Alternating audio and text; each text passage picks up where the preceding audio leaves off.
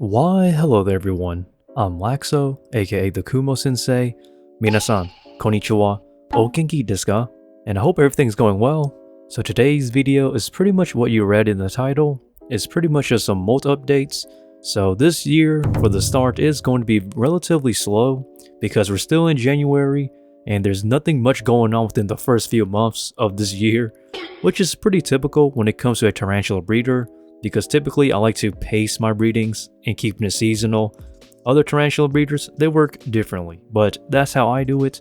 So the start of this year will be pretty slow. So basically that's all we have today. So I'm going to show you some amazing molts and some freshly looking tarantulas. And I have to say, they look pretty nice, so stay tuned and let us, look at these together. But also everyone, as I'm doing this commentary, I have to be transparent on what's going on in the collection. And I have to say, this year, I don't know exactly what I'm going to do or exactly what I'm going to breed. I know that I want to breed my Harpactira pulchripes, but other than that, I don't have much of a clue on what I'm doing.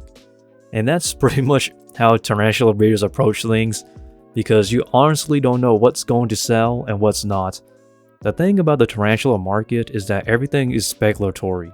You kind of have to speculate on what you want to breed, what you want to sell, and what you have, and just work from there.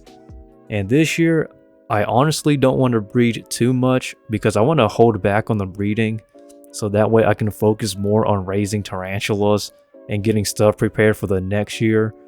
So this year, I'm thinking about just pretty much cutting it pretty low on the tarantula breeding and maybe just work on what I have and raising up the Poecilotheria ornatus and the Harpactira pulchripes and some of the other tarantulas I've bred and produced, so that way I can decide later on, once they're grown up a bit in size, whether I want to keep them or sell them in general. By the way everyone, if you're watching this and you enjoy this content and everything I upload, please feel free to subscribe and stay updated and hit the bell icon so that way you're notified whenever I upload.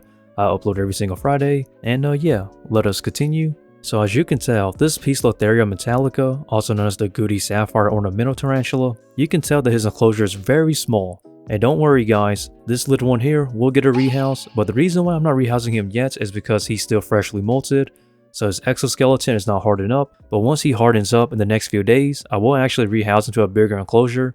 So yeah everyone, don't worry, this little guy is going to do fine. I know that somebody asked me some questions that I find pretty interesting, so I'm going to answer them here in this video. One question somebody asked is, do I do anything else besides spiders? And the honest answer is no. Currently, I just have spiders and some roaches. For if you want to, include roaches as my feeders, I guess that's fair. But no, I don't really have any other animals. But back then, I had 2 leopard geckos and about 7 Pac-Man frogs. Yes, I used to have frogs, but not anymore, guys, because I had to give them up because I wanted to focus more on my spider work. So I kind of miss those guys, especially the leopard geckos. I find leopard geckos to be some of the best pets of all time. Those guys are so cool. Man, I had one adult female and I loved her to death. If you weren't So for those who are wondering, I actually named my leopard gecko. I named her Atalanta. And then I had a carrot tail tangerine leopard gecko, and I named that little boy, I believe I named him Mango. But yeah, I used to have leopard geckos and Pac-Man frogs, but not anymore. So I hope that answers your question.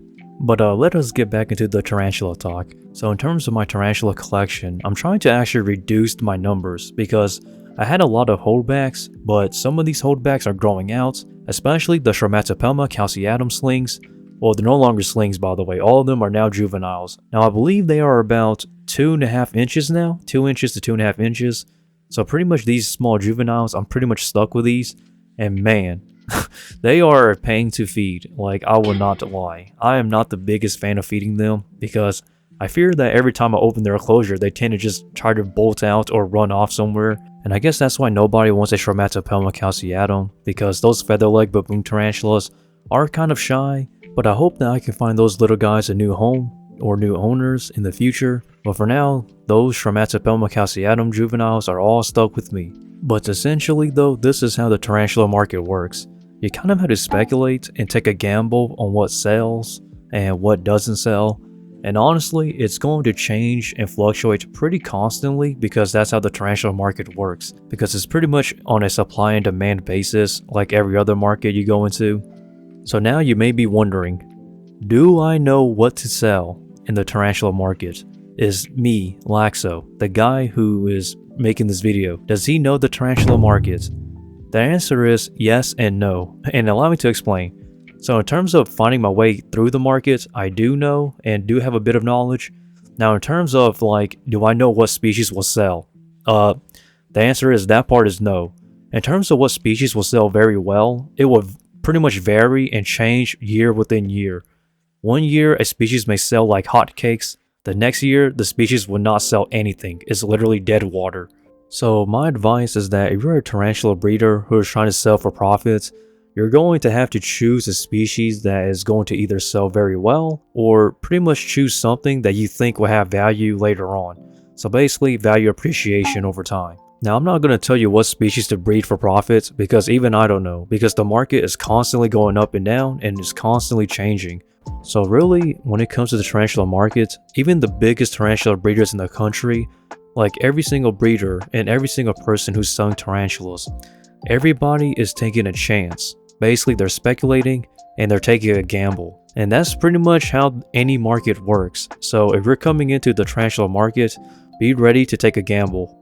But yeah, everyone, without further ado, I'm Laxow, aka the Kumo Sensei. I upload every single Friday, and if you enjoyed this content, please feel free to like, comment, and subscribe. And also, follow me on my social medias and stay updated to what I do over there. And with that, stay lax and Laxow out from the Kumo Sensei.